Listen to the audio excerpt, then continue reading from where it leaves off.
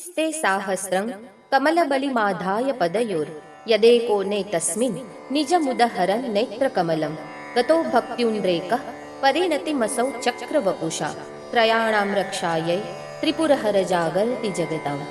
પ્રસ્તુત શ્લોકની રચના પુષ્પદંતે હરિ એટલે વિષ્ણુની કથાના સંદર્ભમાં કરી છે.